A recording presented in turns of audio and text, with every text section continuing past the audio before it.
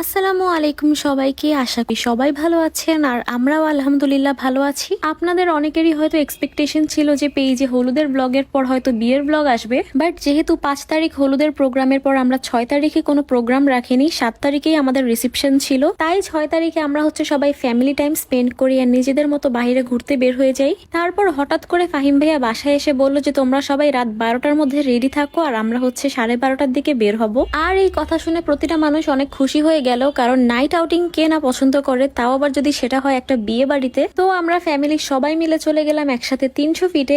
এসেই আমরা দেখি যে বৃষ্টি পড়া শুরু হয়ে গেছে। আসলে হলুদ আর বিয়ের মাঝখান দিয়ে একদিনের এই ব্রেক দেওয়াটাই ছিল সব থেকে ভালো ডিসিশন, কারণ একদিনের এই ব্রেক না থাকলে হয়তো আমরা সবাই পাগল হয়ে যেতাম। আসলে না ঘুমিয়ে আমরা অনেকদিন কাটাচ্ছি, তার মধ্যে আবার হলুদের পরপর রিসেপশন দিলে দেখা যেত যে সবাই বেহুশ হয়ে রিসেপশনে পড়ে আছে। এইদিকে আমি সবার সিঙ্গেল পিকচার, তারপর কাপল পিকচার তুলে দিচ্ছিলাম, তারপর আবার গ্রুপ পিকচার তুলে দিচ্ছিলাম, বাট আমার তুলে দেওয়ার কেউ নাই।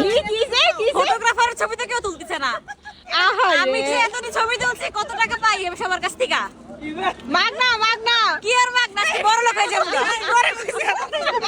তো ছোটখাটো একটি ঝগড়া লাগিয়ে দেওয়ার পরেই আমার কাজিনরা আমার পিকচার তুলে দিতে রাজি হলো। লাইফে প্রথমবারের মতো আমার 3 মামা এবং মামিরা সবাই একসাথে ঢাকা এসেছে, সেই সাথে আবার দাদু বাড়ি থেকে চাচিরা ফুপ্পিরা সবাই একসাথে এসেছে। কুমিল্লাতে এরকম গেট টুগেদার অনেকবার হলেও ঢাকাতে কখনোই এরকম হয়নি, তাও আবার সব কাজিনরা আমরা একসাথে ছিলাম। আমাদের বাসায় এই প্রথম আমার দাদা বাড়ি নানা বাড়ির সব আত্মীয়রা একসাথে এসেছে, এন্ড বাসার মধ্যে প্রায় 50 জনের মতো মানুষ আমরা একসাথে মিলে পুরো একটা সপ্তাহ বিয়ের আনন্দ উপভোগ করেছি। আর সেই একটা সপ্তাহে ছিল আমার লাইফের বেস্ট কিছু ডেজ এর মধ্যে। আপনারা অনেকেই আমাকে টেক্সট করেছিলেন যে বিয়ের প্রোগ্রামের ভিডিওগুলো আমি এত লেট করে আপলোড করছি কেন। আসলে আমি সেই সপ্তাহটাই অনেক ব্যস্ত ছিলাম নিজের ফ্যামিলিকে নিয়ে। আসলে এই জীবনে যত বিয়ে খেয়েছি তার মধ্যে ফ্যামিলির কেউ না কেউ একবার না একবার মিসিং ছিল, বাট এটাই একমাত্র বিয়ে ছিল যেখানে সবাই অ্যাটেন্ড করেছে। যদিও ভিডিওতে সবাইকে তুলে ধরতে পারি নাই, এন্ড সবাই কি যেন টেস্ট করতেছে আমি জানিও না এটা কি, তো আমি আমার চা নিয়ে বসে গেলাম। আসলে আমার জীবনে চায়ের ইম্পর্টেন্স অন্য কিছু দ্বারা রিপ্লেস করা সম্ভব না। তারপর আমরা আবার আগের জায়গায় ফিরে আসি এন্ড ভাবলাম যে একটা ফ্যামিলি ফটো তুলি, বাট এখানে সবাই ছিল না, অনেক মানুষই মিসিং ছিল।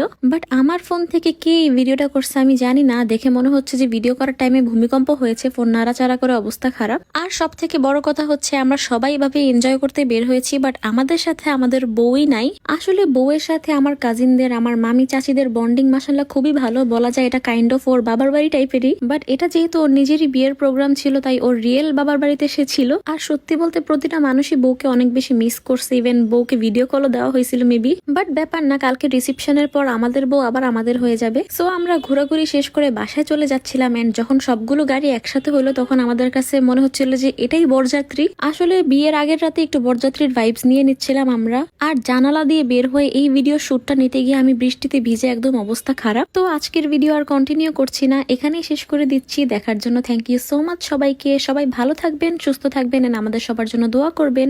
দেখা হবে নেক্সট কোনো ভিডিওতে। আল্লাহ হাফেজ।